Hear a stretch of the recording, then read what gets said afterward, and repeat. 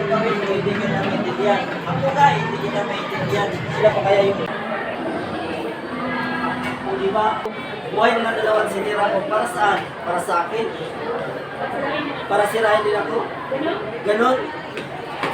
Oh, now I get it. Tika lang, tika lang. Ika lang, ika lang.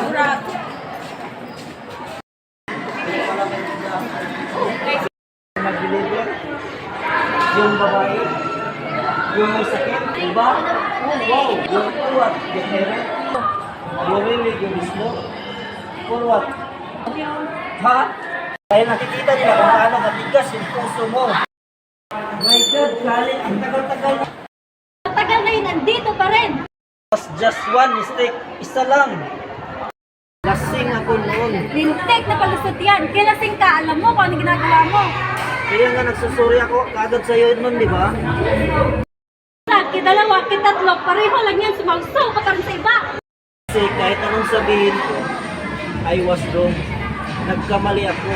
Nasaktan kita. Nasaktan? Kayong mga lalaki, kapag nang bababae kayo, akala nyo nasasaktan lang kami. Pagtsuktsakan kayo, tapos ina-expect nyo, naiiyak lang kami. Tulog lang ang sakit, tapos okay na. Yun ang pangarap namin, sana ganun lang kadali yun. Walang tigil ang takbo ng utak namin. Pinipilit sagutin ang maraming tanong. Bakit niya kaya nagawa yun? Am I not enough? May mali ba sa akin? May kulang ba sa akin? Pangit ba ako? Pangit ba ang katawan ko? Kapalit-palit ba ako? No! Then why? Bakit mo ako nagawang lokohin? Alam mo ba kung gaano kahirap para sa akin magtiwala, Gio? But yeah, I trusted you because you promised me. Nangako ka hindi mo ako sasaktan. Nangako ka. Para mo akong pinatay, Gio. Hindi makakain, hindi makakilos, hindi makausap. Hanggang isang araw, nagising na lang ako. Wala nang scholarship ko. Publikayod ang mami dahil ayaw niya tumigan kami magkapatid. Kaso kapos pa din eh. Kaya ayun, dito bahay, dito live to the rescue. Ngayon pa lang ako nagsisimulang makabawi. Kaso, dumating ka na naman. Nalintang na naman ang buhay ko. I'm so sorry, Gio.